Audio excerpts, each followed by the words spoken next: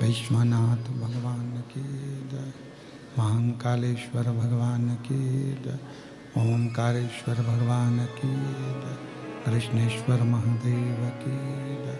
कुबेरेश्वर महादेव की जय। हर हर महादेव, हर हर महादेव, हर हर महादेव।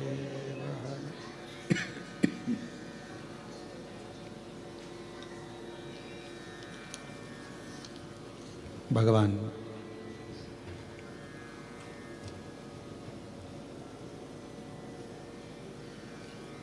देवाधिदेव महादेव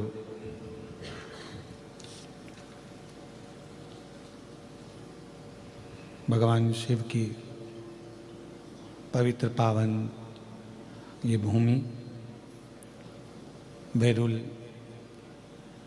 कृष्णेश्वर महादेव की 12 ज्योतिर्लिंग में से एक ज्योतिर्लिंग, पवित्र पावन धरा, जिस भूमि पर बैठकर ऑनलाइन श्री शिव महापुराण की कथा श्रवण करने का सौभाग्य आप और हमको प्राप्त हुआ। कथा के मुख्य यजमान वैसे तो श्री कृष्णेश्वर बाबा की कृपा है और उन्हीं के सानिध्य में ये कथा हो रही है। उन्हीं की प्रेरणा से सुलभा श्री सोपान दत्तात्रेय नारखेड़े जी, श्री सोज्योति श्री राजेंद्र आनंदराव पाटिल जी, सोपल्लवी श्री हितेश जी नारखेड़े जी, छोटी बहू श्री गौरव जी नारखेड़े जी इस पवित्र कथा के यजमान पद ग्रहण करे हैं। संवाद हमारे यहाँ एक बार तुलसीदास बाबा गंगा जी के घाट पर बैठे हुए थे और वो लिख रहे थे, सिया राममय सब जगह जाने, पूरा संसार राममय। तुलसीदास जी ने चौपाई लिख दी। उठ के जाने लगे तुलसीदास बाबा, और तुलसीदास जी जब उठकर जाने लगे रिटर्न, तुलसीदास जी जब उठकर जाने लगे तो एक छोटा सा बच्चा दौड़ कर आया, और छोटा सा बच्चा दौड़ कर आकर बाहर का बढ़ रहा है, अंदर का बढ़ा। छोटा सा बच्चा दौड़ कर आया और छोटा सा बच्चा दौड़ कर आकर कहता है, बाबा उधर से मत जाना, सामने से एक बेल आ रहा है और वो नंदी, वो वृषभ, वो बेल तुम्हें मार देगा। वो नंदी तुम्हें मार देगा, तुम उधर से मत जाओ, तुम उधर से बिल्कुल निकल कर मत जाना, नहीं तो वो नंदी तुम्हें मारेगा। इतने में तुलसीदास जी ने कहा, मैंने अभी हाल गंगा जी के तट पर चौपाई लिखी कि सिया राममय सब जग जानी। सब में राम समाया है तो नंदी मुझे मार नहीं सकता, क्योंकि उसमें भी राम है, उसमें भी भगवान है। मैं तो जाऊंगा, चले। और इतनी देर में वो नंदी आया और तुलसीदास जी को सींग पे उठाया, पटक दिया, रोंद दिया और चले गए। तुलसीदास जी को गुस्सा आया, गंगा जी के घाट पर, ये बक्से नहीं चल रहे हैं, तुलसीदास जी को गुस्सा आया, गंगा जी के घाट पर वापस गए, कलम उठाया और चौपाई काटने लगे। इतनी देर में श्री हनुमान जी महाराज आए और हनुमान जी ने कहा, तुलसीदास जी तुम चौपाई क्यों काट रहे हो? कहा, मैंने लिखा कि सिया राममय सब जग जानी। जब मैंने सब में राम देखा था, नंदी में भी राम देखा था, बेल में भी राम देखा था, उस वृषभ में भी राम देखा था, तो उस बेल ने मुझे क्यों मारा? इसलिए मुझे ये चौपाई काटना। तो हनुमान जी बोले, तुम बेल में राम देख रहे थे, वो छोटा सा बच्चा आकर बताया, उसमें राम नजर नहीं आया कि उधर नहीं जाना है, वो रास्ता बेकार है, वो रास्ते में कोई खड़ा हुआ है, मार देगा तुमको, तुम्हें काट देगा। अगर कोई बच्चा आकर बता रहा है तो उसमें भी तो राम दिखना चाहिए। हम संपूर्ण ब्रह्मांड में राम देख रहे हैं, पर जो हमारे नज़दीक में है, जो हमारे पास में है, जो हमारे करीब में है, हम उसमें परमात्मा का दर्शन नहीं कर पाते। पितृपक्ष चल रहा है, श्राद्ध चल रहा है, हम पितरों में भगवान देख रहे हैं जो चले गए, और जो घर में माँ बाप बैठे हुए हैं उसमें हम भगवान देख ही नहीं पा रहे।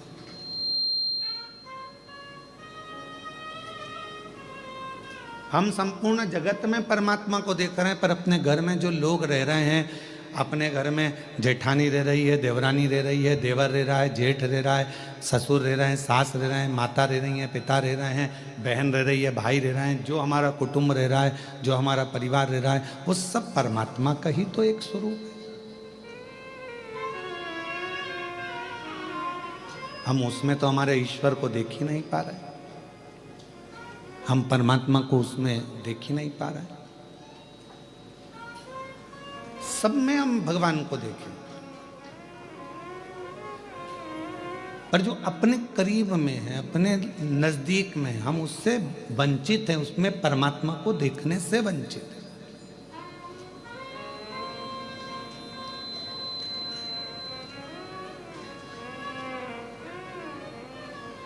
भूख, भोजन और भय, क्या क्या चीज है? जम के बोलो। भूख, भोजन और भय, ये तीन चीजें हैं। और ये तीनों चीजें व्यक्ति के जीवन में कब समाप्त होती है? जब तक भगवान नहीं मिलता तब तक, परमात्मा नहीं मिलता तब तक। भगवान की कथा में आपका मन लग गया, भगवान के सत्संग में मन लग गया, भगवान के भजन में मन लग गया, शिव जी की आराधना में मन लग गया, तो फिर तुम्हारी भूख भी चली जाएगी। यही कि यही अपने कर्म के प्रति भी, तुम्हारा मन पढ़ाई में लग गया, तुम्हारा मन कार्य में लग गया, तुम्हारा मन अपनी नौकरी में, सर्विस में, व्यापार में, जो तुम लगनता से काम में लग गए, और तुम्हारा दिल यदि काम में लग गया, तो तुम्हें भूख नहीं लगेगी, भूख नहीं लगेगी। पत्नी भी फोन कर कर बोलेगी, 1:30 बज रही है, 2 बज रही है, टिफिन भेजा है, कब खाओगे, क्या हो गया, कब आओगे, बार बार वो फोन लगा रही है। पर उसको कौन समझाए कि जब व्यक्ति एक लगन से कर्म के प्रति जागृत हो जाता है, एक लगन से कर्म करने लगता है, परमात्मा की कथा सुन रहा हो, भजन कर रहा हो, कीर्तन कर रहा हो, या अपने कर्म को कर रहा हो, तो उसकी भूख अपने आप चली जाती है, अपने आप चली। फिर दूसरे नंबर पर बताया कि दूसरे नंबर पर जाता है भोजन। भोजन मतलब सामने भोजन रखा हुआ है, सामने बहुत अच्छे पकवान रखे हुए हैं, पर काम में इतने व्यस्त हो जाते हैं, अपने कर्म में इतने डूब जाते हैं, परमात्मा के नाम में इतने डूब जाते हैं कि रखा हुआ भोजन भी अच्छा नहीं लगता, जल्दी जाना है मुझे, अब भी भोजन नहीं। भूख चली गई, भोजन चले गया, और तीसरे नंबर पर है भय। और ये भय कहीं जाता है तो परमात्मा के करीब में जाता है। परमात्मा के नजदीक में पहुंचोगे, भय समाप्त हो जाएगा। कभी आप महसूस करिएगा, कृष्णेश्वर बाबा के मंदिर में 12 ज्योतिर्लिंग में से एक ज्योतिर्लिंग कृष्णेश्वर नाथ जी का जब दर्शन करने के लिए आप मंदिर के अंदर प्रवेश करो, जैसे ही मंदिर के अंदर आप प्रवेश करेंगे और शिखर की छांव में जाएंगे, अपने आप आपका भय समाप्त हो जाता है कि मैं भय से मुक्त, भय से।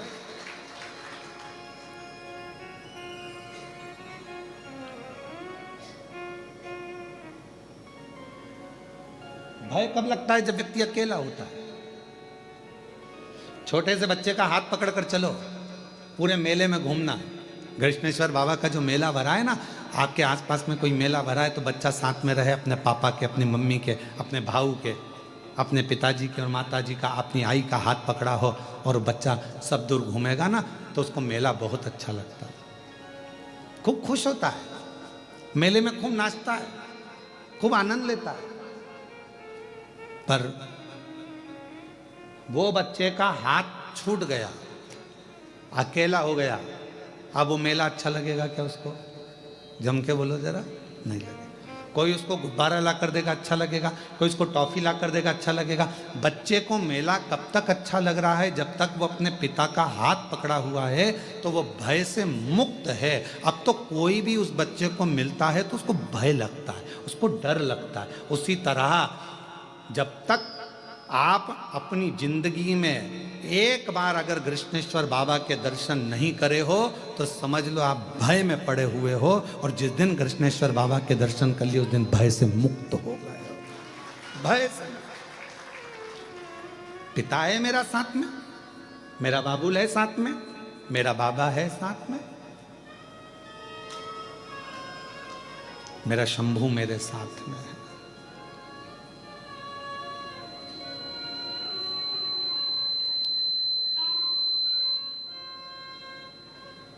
और जब मेरा बाबा, मेरा शंभू, मेरा त्रिकालदर्शी, मेरा कैलाशी अविनाशी साथ होता है, तो फिर भय नहीं होता है, फिर भय नहीं होता।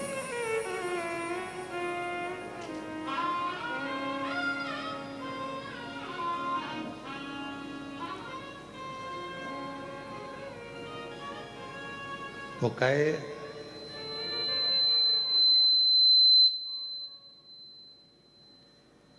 ओ बाबा रे तेरे बिना भी क्या जीना। थोड़ा प्रेशर कम करो, बाहर की आवाज गूंज रही है जिसके कारण वो सीटी मार रहा है ये पूरा हॉल की।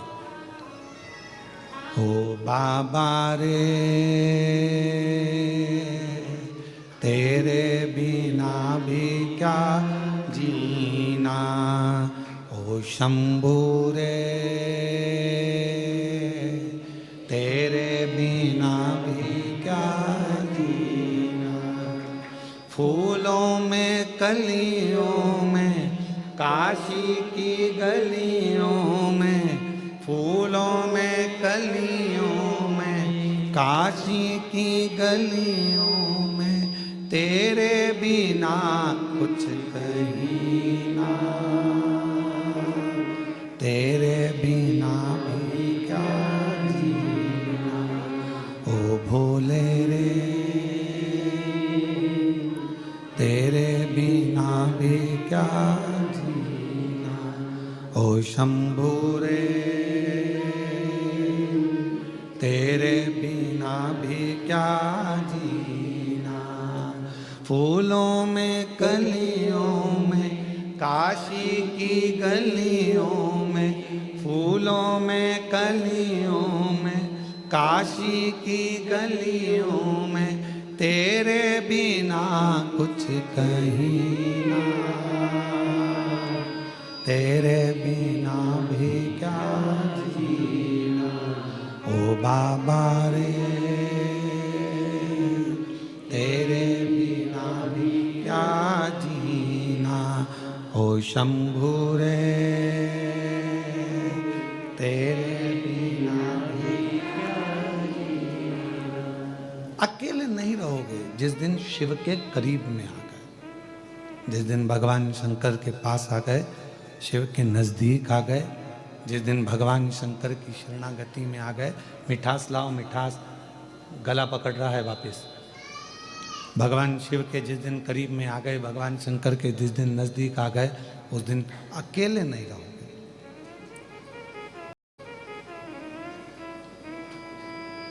भगवान के करीब में आने के बाद व्यक्ति अकेला नहीं रहता।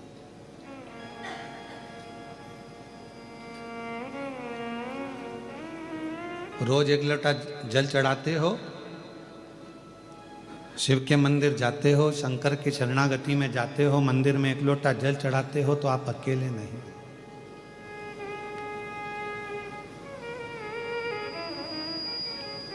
अभी आपको कथा में कहा था कि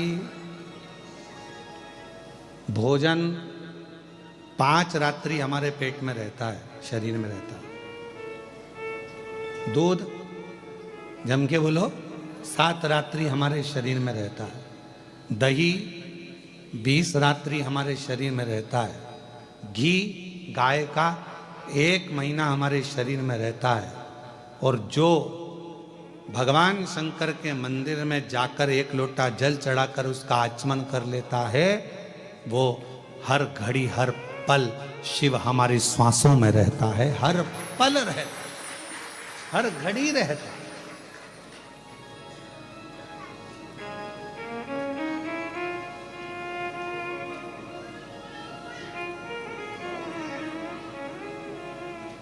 फूलों की कलियों में, काशी की गलियों में, फूलों की कलियों में, बेलूर की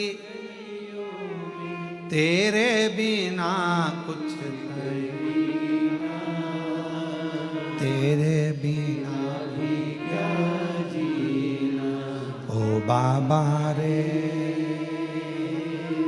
तेरे बिना भी क्या जीना। हम शिव के करीब में हैं तो शिव हमारे साथ हर पल हर घड़ी हर क्षण है। भूख, भोजन और भय शिव के नजदीक में आते से ही चला जाता है। भूख भी चली गई, लगन लग गई, भोजन भी चले गया, मन लग गया और भय भी चले गए। भय भी चले।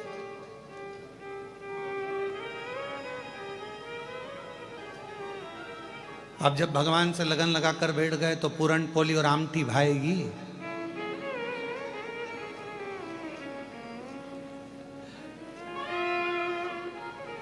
फिर तो आमठी और पूरन पोली भी मिर्ची का ठेसा ही नजर आएगी। फिर क्या बात है।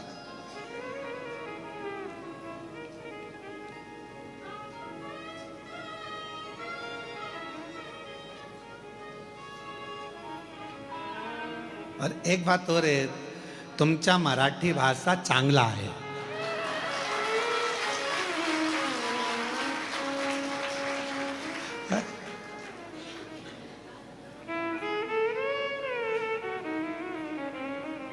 और तुमचा जेवण भी चांगला आहे।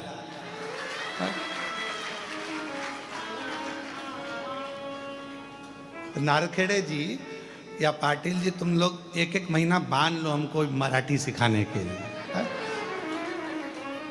1 महीना एक आओ, 1 महीना एक आओ, जहां हमारी कथा चले वहां रहकर 1 घंटा में मराठी सिखाओ।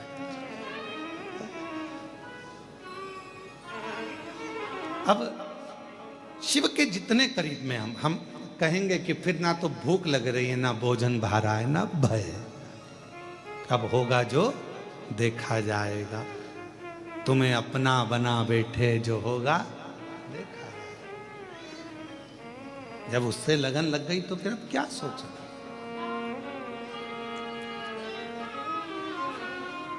और जब परमात्मा से लगन लगा कर बैठ जाते हैं, जब भगवान से लगन लगा कर बैठ जाते हैं, तो फिर कोई भय नहीं रहता।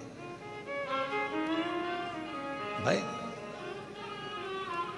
एक फ्लाइट उड़ रही थी, जा रही थी, बच्ची उसमें खेल रही थी।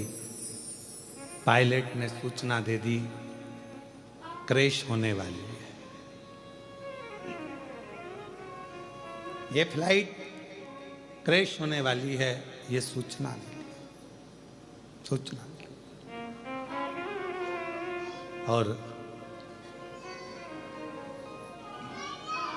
ऐसी सूचना मिली। जब सूचना मिली कि ये फ्लाइट जा रही है और ये फ्लाइट क्रैश होने वाली है, एक छोटी सी बच्ची को भय नहीं था, बाकी के सबको भय था। महिलाएं रो रही थी, पुरुष रो रहे थे, बच्चे रो रहे थे, पर एक छोटी सी लड़की नहीं रो रही थी। वो नहीं रो रही।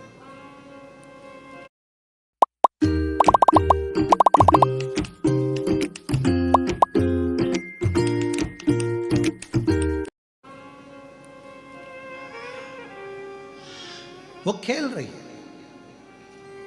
उस लड़की से किसी ने पूछा, तुम्हें मालूम है ये फ्लाइट क्रैश होने वाली है, सब मर जाएंगे, सब के प्राण छूट जाएंगे, तुम्हें मालूम है? लड़की कहने लगी, मैं जानती हूं कोई फ्लाइट मिलाइट क्रैश नहीं होगी।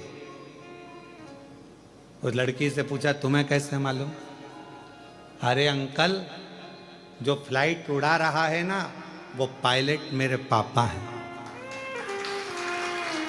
और मेरे पापा को मालूम है, मेरे पिताजी को मालूम है कि मैं इस फ्लाइट के अंदर बैठी हूं। जब फ्लाइट उड़ाने वाला तुम्हारा पिता होगा, उसको मालूम होगा कि तुम अंदर हो, तो वो फ्लाइट क्रैश होने देगा? पूरे दम लगा देगा कि इसमें फ्लाइट में मेरी बेटी बैठी है। तुम्हारी जिंदगी में दुख आया, तुमने शिव जी को एक लोटा जल चढ़ाना प्रारंभ करा, समझ लो कि तुम्हारी जिंदगी में दुख आया है, मतलब फ्लाइट में तुम बैठे हो। पर याद रखना, फ्लाइट चलाने वाला तुम्हारा पिता कृष्णेश्वर महादेव है। क्यों सोचना? किस लिए विचार करना? क्यों सोचना? हम उस पे आधारित तो हों। हम उस पे आधारित ही नहीं हो पाए तो क्या मतलब का?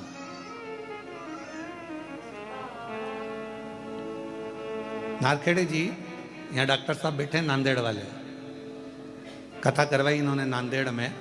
तो इतना वहाँ पर पानी आ गया 2 दिन कथा के बाद में, इतना पानी कि जहाँ कथा थी वहाँ घुटना घुटना में पिल्ली पिल्ली पानी हो गया। अब कथा इनके घर से ऑनलाइन हुई ना, डॉक्टर साहब बोलते रहे, गुरुजी कथा पंडाल में होगी कि नहीं होगी? हमने कहा सब बाबा पर छोड़ दो, तुम ऑनलाइन कथा चलने दो। 2 दिन ऑनलाइन कथा चली, तीसरे दिन स्वयं प्रशासन ने कह दिया कि जगह पूरी खाली हो चुकी है, आराम से कथा करिए, शिव को कथा कराना थी और कथा पूर्ण। हम जब तक ये सोचते हैं, हम जब तक ये विचार करते हैं कि घर में चला रहा हूँ, कथा में करा रहा हूँ, परिवार में संभाल रहा हूँ, ये सब कुछ मेरा है, तब तक हम भय में जिंदगी जीते हैं। और जिस दिन हमने सोच लिया कि सब कुछ भोलेनाथ का, सब कुछ भोलेनाथ का, फिर भय नहीं रहता, फिर भय नहीं रहता। बेटा किसका? शिव जी का। तुम अपना क्यों मान रहे हो? संकल्प छोड़कर कह दो कि ये मेरा बेटा नहीं, ये तो स्वयं जगत गुरु शंकराचार्य जी का एक प्रसंग आता है। जगत गुरु शंकराचार्य जी जब बाल्य अवस्था में थे, छोटी सी अवस्था थी, और उनके अंदर इतनी विद्वत्ता थी भगवत भजन की, और वो जब माता जी के साथ में तालाब में गए तो माँ उनको जाने नहीं दे, उनको भजन करने नहीं दे, उनको लगे कि ये मुझे छोड़कर चले जाएगा। माँ के सामने तालाब के अंदर चले गए छोटा सा बालक शंकर, और अंदर गए और चिल्लाने लगे, माँ मुझे मगर ने पकड़ लिया, माँ मुझे मगर ने पकड़ लिया। माँ अंदर कैसे जाए, उसे तैरना नहीं आता था, बच्चे को कैसे भगाए? तब शंकर ने कहा, माँ मगर कह रहा है, तू मुझे अब्बी की अब्बी दान दे दे शिव जी को। कि मेरा बेटा शंकर का,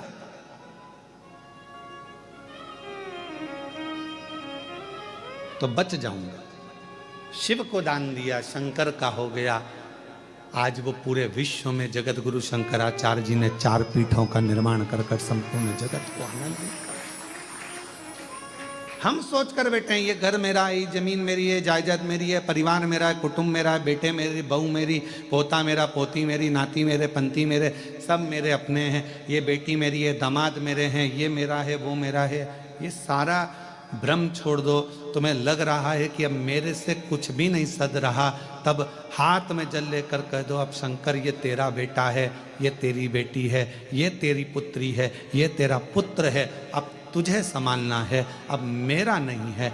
अगर वो संसार सागर में, जैसे मार्कंडेय बाबा के लिए वर्णन किया गया कि मार्कंडेय जी की तो उम्र थोड़ी सी थी, और मार्कंडू जी ने कह दिया कि मार्कंडेय को शिव की भक्ति में लगा दो, उसके भरोसे छोड़ दो, उसके आश्रित छोड़ दो। जब उसकी औलाद हो जाएगी, उसकी संतान हो जाएगी तो वो संभालेगा। आखिरी में हुआ क्या, मार्कंडेय जी को उम्र प्राप्त हो गई, ऐसी उम्र की वो प्राण ना छूटे।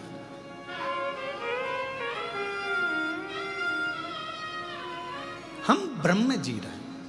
ये मेरा बेटा, ये मेरी बेटी, ये मेरा परिवार, ये मेरा परिवार, ना ना ना। जिस दिन आपने ये विचार कर लिया कि ये सब कुछ मेरे भोलेनाथ का है, मेरा बेटा भी शंकर का, मेरी बेटी भी शंकर की, तब अगर ये मेरा बेटा ठीक है, अगर मेरा बच्चा ठीक हो। और हम कई लोगों से, ऐसे कई लोग आते हैं कुबरेश्वर धाम पर, जिनको डॉक्टर ने कई बीमार लोग आते हैं। हम तो कहेंगे कि बहुत ज़्यादा तबीयत खराब है, स्वास्थ्य ठीक नहीं है, तो हम तो उनसे कहते हैं कि अपने घर में रहकर कथा सुनो और बाबा का भजन करो, जब ठीक हो जाओ तब बाबा के धाम। फिर भी लोग नहीं मानते, आ जाते बहुत बीमार से, किसी को कैंसर हो गया, किसी का किडनी लीवर खराब हो गया, किसी का कुछ हो गया।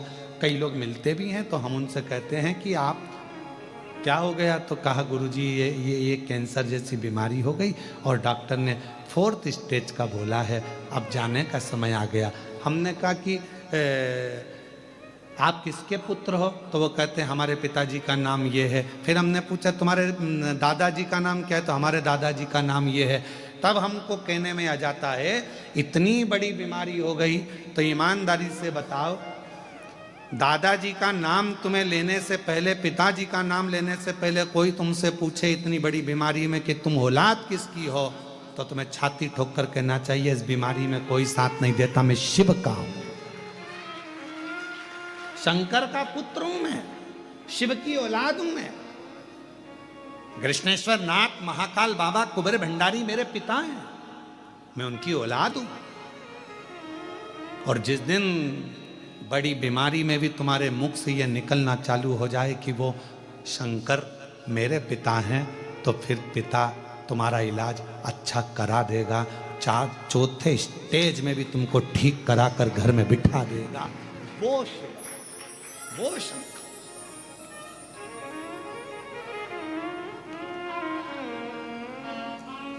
और जब बड़ी बीमारी से अगर आप बच जाएं, बाबा की कृपा हो जाए, बहुत करुणा। अभी अभी हम मीडिया पर देखते हैं कि उसमें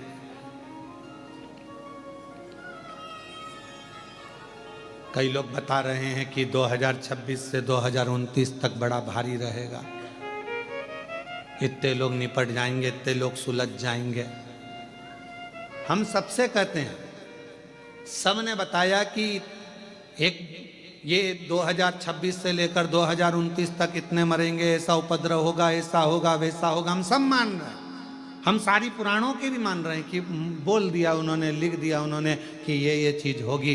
पर इतना भी हम विश्वास के साथ कहते हैं, 2026 से लेकर 2029 तक एक दिन भी शिव महापुराण की कथा मत छोड़ो, तुम्हारा बाल बांका नहीं हो। कथा मत छोड़ो तुम एक दिन भी। मोबाइल में जिसमें मिल जाए तुम्हें, फेसबुक, यूट्यूब, तुम शंकर की कथा को सुनना चालू कर दो। दुनिया में कितना भी उपद्रव होगा पर तुम्हारा बाल बांका नहीं होगा, बाल बांका नहीं। उसको पिता मान लो ना।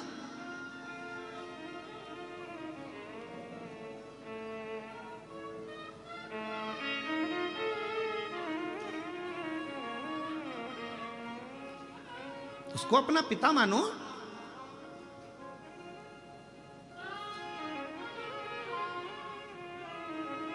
और जब हम उसको पिता मानेंगे तो हमारे भीतर का भाव अपने आप जागे। हमारे जितने रोग हैं, हमारी जितनी तकलीफें, हमारे जितने दुख हैं, सब शिव के हो।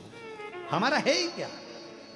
वो एक गाने की लाइन हमारे निकलेश जी कहते ना, मेरी गाड़ी मेरा बंगला, क्या है? मेरी गाड़ी मेरा बंगला, मेरा पैसा सब तेरा, सब कुछ तेरा भोलेनाथ, मेरा तो कुछ भी नहीं, सब कुछ तेरा भोलेनाथ, मेरा तो कुछ भी नहीं। मेरी गाड़ी मेरा बंगला, मेरा पैसा सब तेरा, सब कुछ तेरा भोलेनाथ, मेरा तो कुछ भी नहीं। अभी भी तुम्हारे मुंह से आवाज नहीं निकल रही कि मेरा तो कुछ भी नहीं। इतने चतुर हो तुम लोग, जरा विचार कर लो। अभी भी तुम्हारे को लग रहा है सब कुछ मेरा,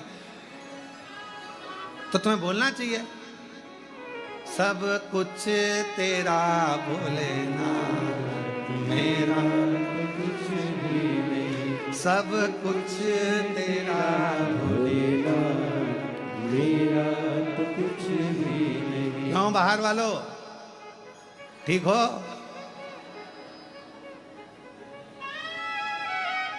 तुम भी बोल दो, सब कुछ तेरा भोलेनाथ, मेरा तो कुछ भी नहीं, सब कुछ तेरा भोलेनाथ, मेरा तो कुछ भी नहीं, सब कुछ तेरा भोलेनाथ, मेरा। मेरा तो कुछ भी नहीं। ये मेरा है क्या? संसार में जो कुछ मिला, ये सारा जीवन का हर पल 21,600 श्वास जो रोज मिलती है, 3.5 करोड़ रोम छिद्र जो मनुष्य के शरीर में मिले हैं, और ये 21,600 श्वास जो मिल रही है, ये सब शिव की तो है। भय से मुक्त होने का सबसे सुंदर तरीका है भगवान की भक्ति। भूख, भोजन और भय, ये तीनों भगवान की भक्ति से चले जाते हैं। भय चले गया ना तो जीवन का सब कुछ हो गया। आज के जमाने में व्यक्ति भय से ग्रसित है, भय से।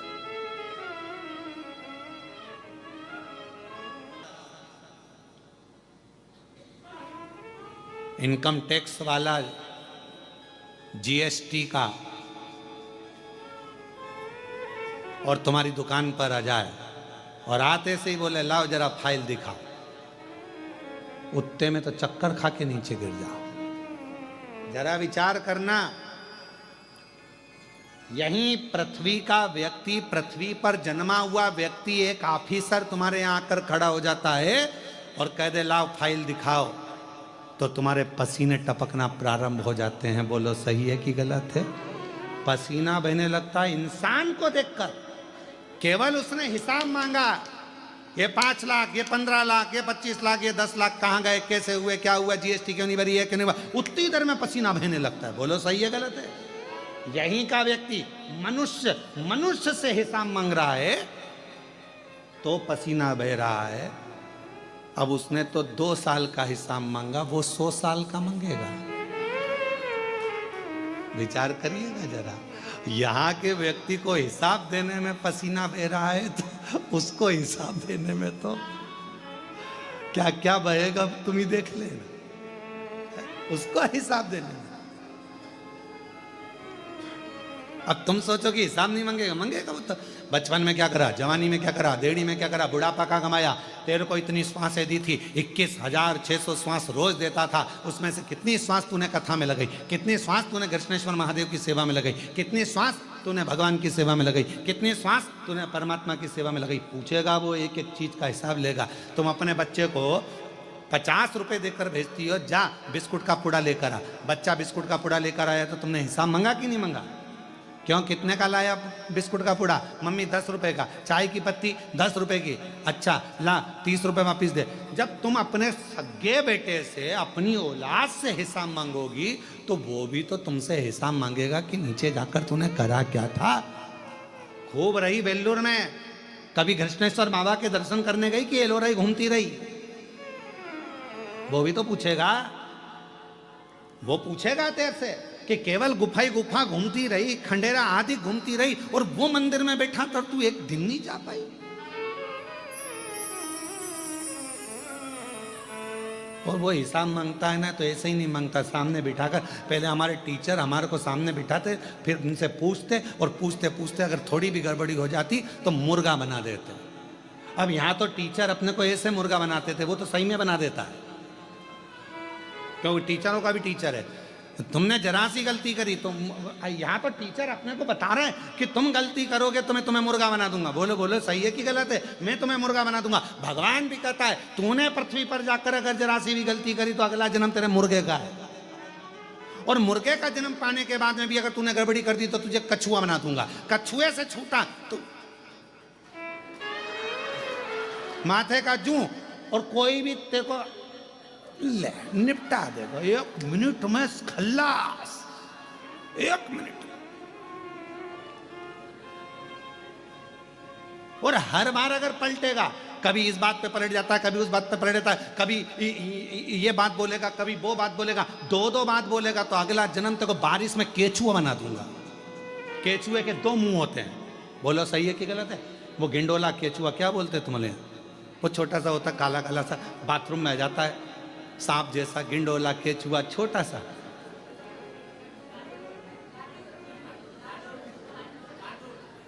डांडूर,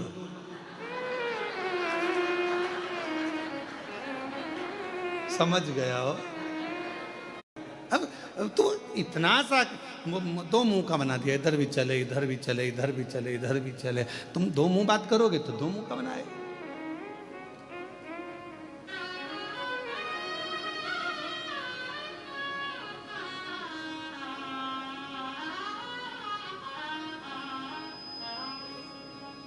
सब कुछ तेरो भोलेनाथ, मेरा तो कुछ भी, सब कुछ तेरो भोलेनाथ, मेरा तो कुछ भी नहीं। मेरी गाड़ी, मेरा बंगला, मेरा पैसा सब तेरा, सब कुछ तेरा भोलेनाथ, मेरा तो कुछ भी नहीं। सब कुछ तेरा भोलेनाथ, मेरा तो कुछ भी नहीं। अब भजन वाले ने ये लिखा कि गाड़ी बंगला पैसा सब तेरा, मेरा तो कुछ भी नहीं। खुद का तो लिखा ही नहीं। ये पप्पू की अम्मा,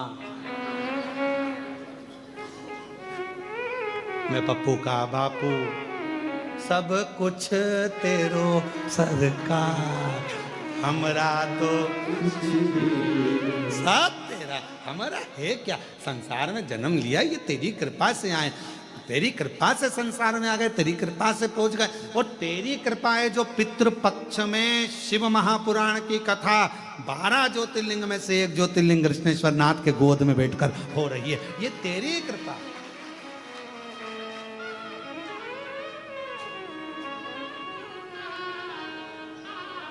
वो जिनकी होटल में कथा हो रही है ना, उनको भी अपनी नजर उतरवा लेना चाहिए। कहाँ है? अच्छा आप ही हैं क्या? साधु था आपको, अभी तक शादी हुई होगी। यहाँ लोग बहुत गठ बंधन में बंधे होंगे, गठ जोड़े में खूब माला और मंगल सूत्र पहनाए गए होंगे, पर पहला आयोजन है जिसमें पुराण पहनाई जा रही है और गठबंधन शिव से हो रहा है, शिव से। साधुता है आपको, बाबा की कृपा है।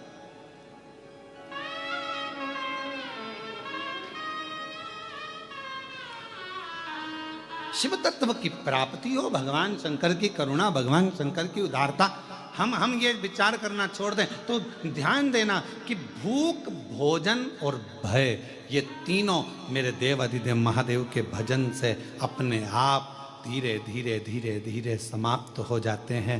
भय अगर मिट गया तो परमात्मा अपने पास खड़ा है, ये महसूस होने लगता है। भय कब तक रहता है? जब तक हमें लगता है कि ये मेरा।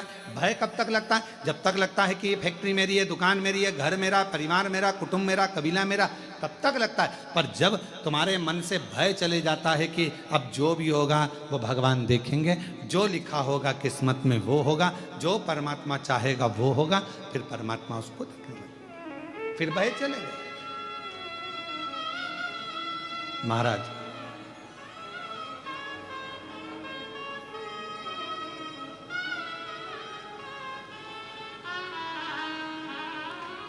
मायके में मां का होना बहुत जरूरी है। किसका होना? मां का। जम के बोलो जरा, मायके में किसका होना जरूरी है? मायके में सब हैं और मां नहीं है तो वो मायका सुना है, वो मायका सुना है। मायके में सब हैं और मां नहीं है तो मायका सुना है। मायके में मां का होना जरूरी है और अपने घर के मंदिर में महादेव का होना जरूरी है, वरना मंदिर भी सुना है, वरना मंदिर भी सुना है। मंदिर की श्रेष्ठता, जैसे लिंगायत, शैव लिंगायत संप्रदाय के अंतर्गत गले में शिवलिंग को डालकर, अपने गले में शिवलिंग रखकर ये निश्चित कर दिया जाता है कि ये शरीर भी तुम्हारा मंदिर है, और उस मंदिर के अंदर शैव लिंगायत संप्रदाय कहती है कि ये शिवलिंग तुम्हारे गले में जो पड़ा हुआ है, ये तन रूपी मंदिर के अंदर मन के भाव से ये शिवलिंग तुम्हारे गले में डाला गया है, अर्थात तुम्हारा ये शरीर चलता फिरता मंदिर है जिसमें ये शिवलिंग विराजमान है और अपने जीवन का आनंद दे। शिवलिंगायत संप्रदाय के अंतर्गत एक छोटे से छोटे बच्चे से लेकर बड़े से बड़े बुजुर्ग तक भी गले के अंदर शिवलिंग धारण करते हैं। शिवलिंगायत संप्रदाय, वीर शिवलिंगायत संप्रदाय के अंतर्गत, एक वीर शिवलिंगायत संप्रदाय के अंतर्गत गले के अंदर एक शिवलिंग रखा जाता है। वो इस भाव से रखा जाता है कि ये शरीर भी चलता फिरता मंदिर है। मायका, माँ के बिना खाली दिखता है, घर का मंदिर महादेव के बिना खाली दिखता है, और ये मनुष्य रूपी शरीर का मंदिर भी शिवलिंग के बिना खाली दिखता है, रुद्राक्ष के बिना खाली दिखता है, त्रिपुंड के बिना खाली दिखता है, खाली।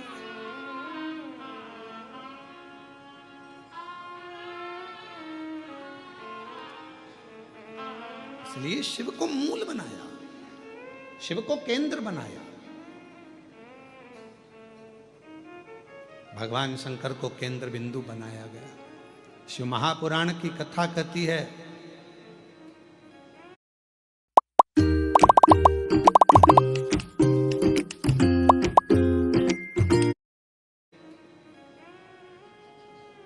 जितना आप भगवान शंकर का स्मरण करते हो, जैसे शिव महापुराण की कथा में वर्णन आया है माता सती का,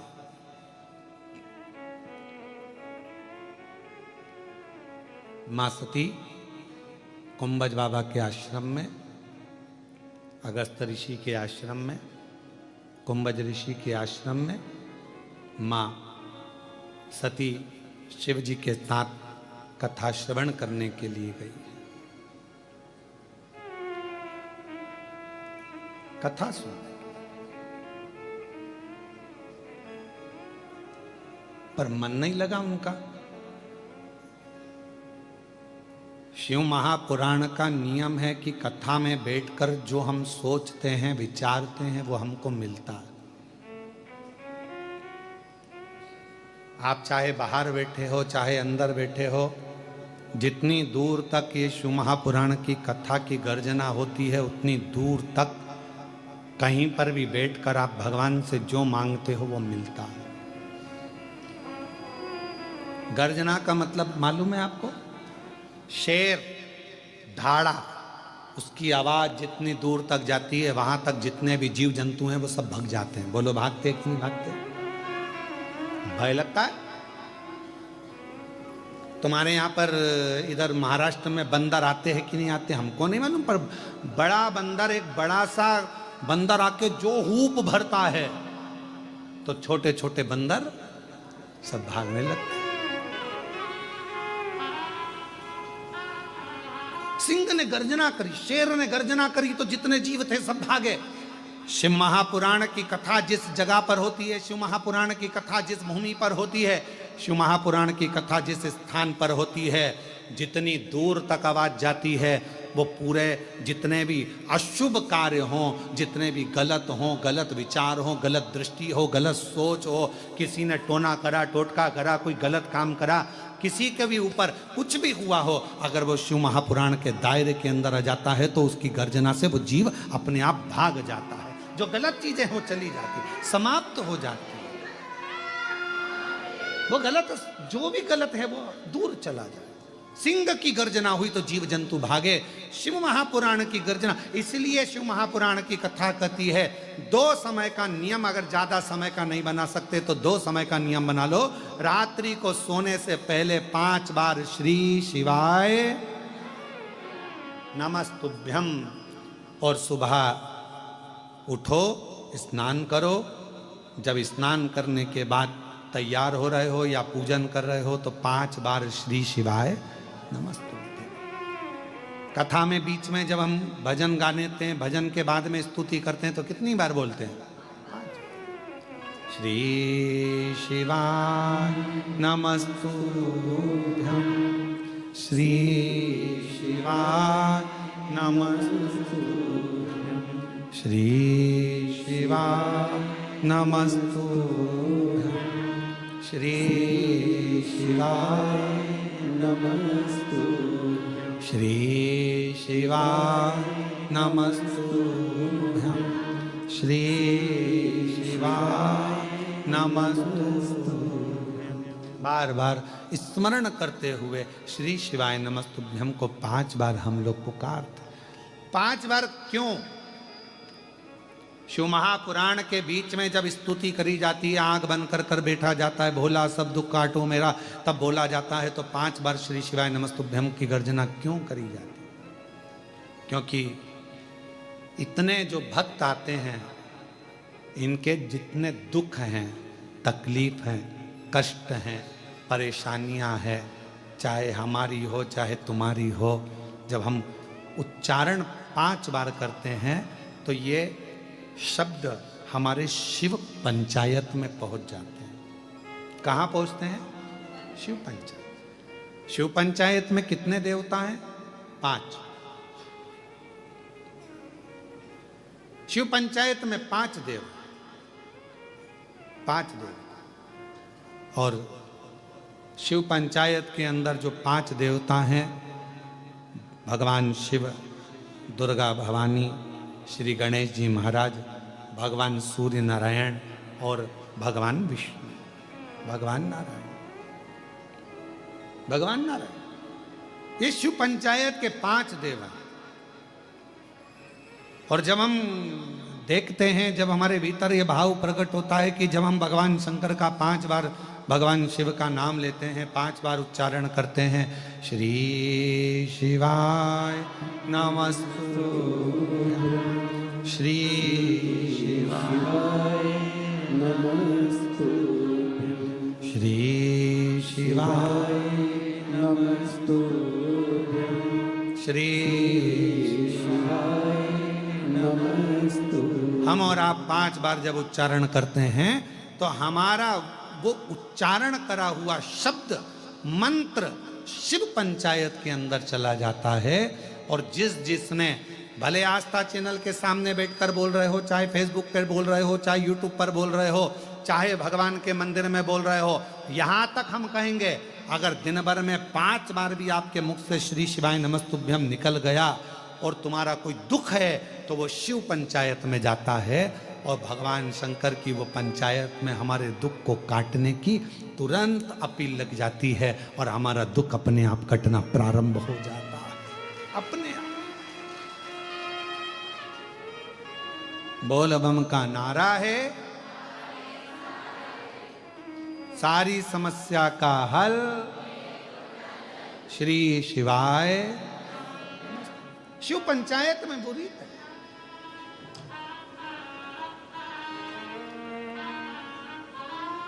बहुत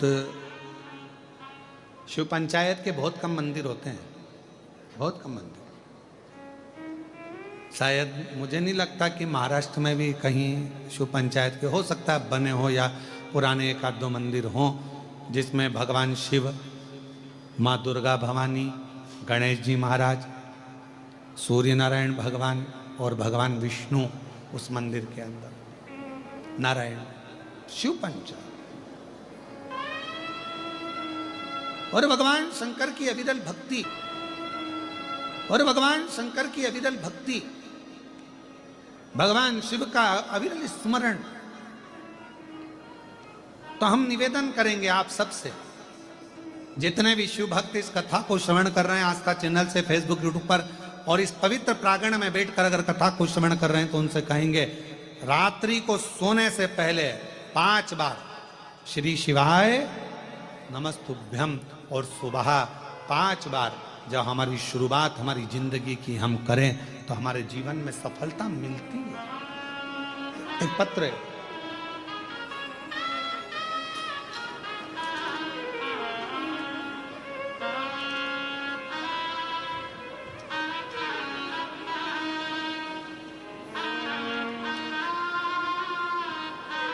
प्रथमेश, राकेश, पवित्रा, सोमानी कहीं बैठे हों तो हाथ हिला सकती हैं। प्रथमेश, राकेश, पवित्रा, सोमानी छत्रपति संभाजी नगर से आए। आप ही हैं, आ जाइए, एक बेलपत्र ले जाना। मैं प्रथमेश, राकेश, पवित्रा, सोमानी छत्रपति संभाजी नगर में रहता हूँ। भोले बाबा का मैं क्या गुणगान करूं। बाबा की कृपा से मैं हर रोज 1 लोटा जल बेलपत्र को शहद लगाकर चढ़ाता था। इस उपाय से मेरे बाबा ने मेरी सुन ली, मेरी मेहनत रंग लाई। डीले कम करो, मेरी मेहनत रंग लाई।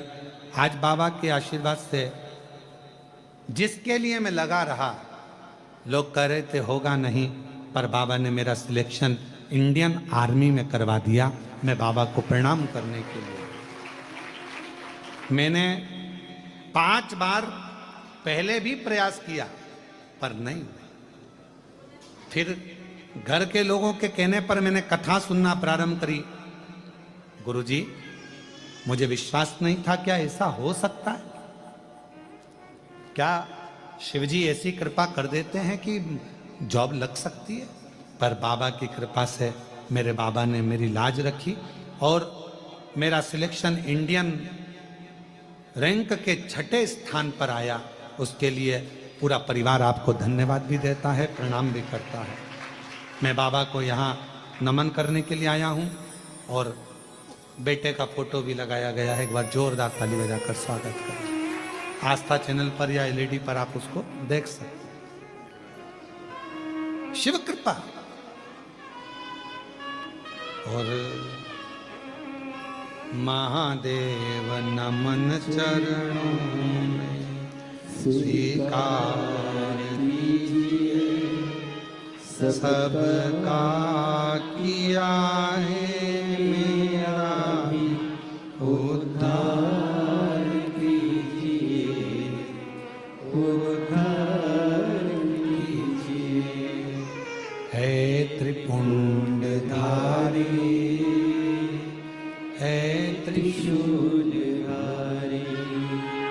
है त्रिपुंडधारी, है त्रिशूलधारी।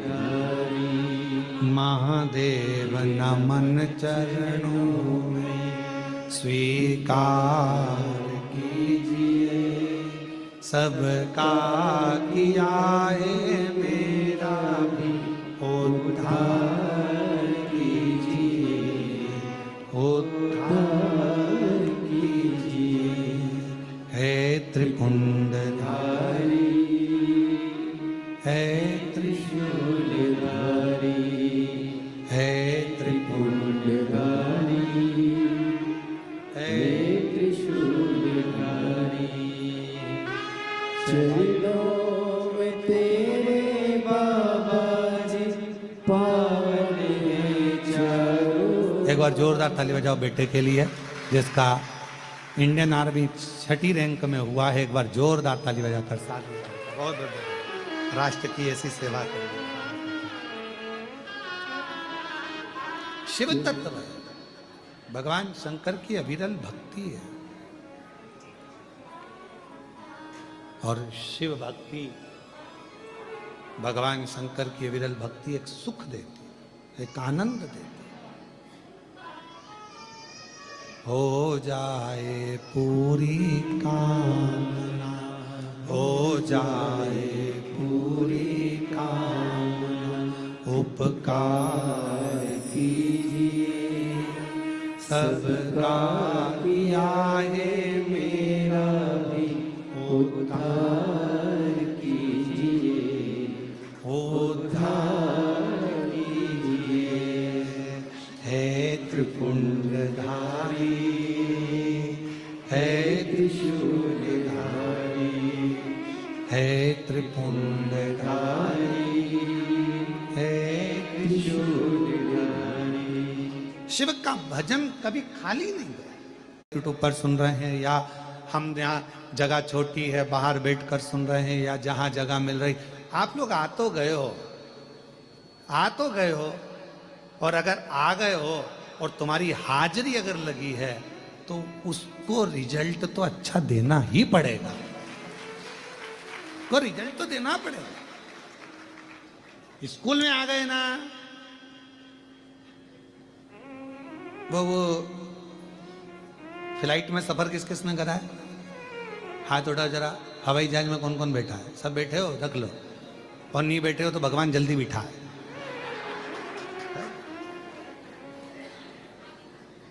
और तुम्हारे साथ हमको भी बिठा है।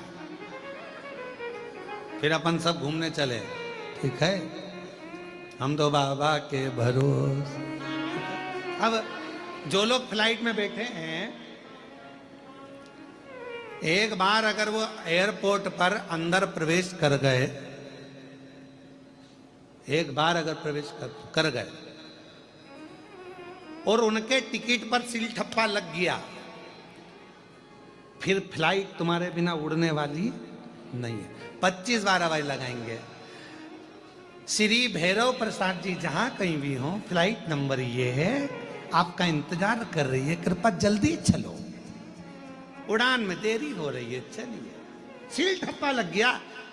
उसी तरह तुम शिव महापुराण के पंडाल में पहुंच गए, मतलब सील ठप्पा लग गया तो भगवान को देना तो पड़ेगा। जिसलिए आयो तो प्रदान करना पड़ेगा। और तुम आए हो तो उसका वो दिए बिगाड़ तो रहेगा नहीं, देगा तो जरूर। तो सील ठप्पा लग गया।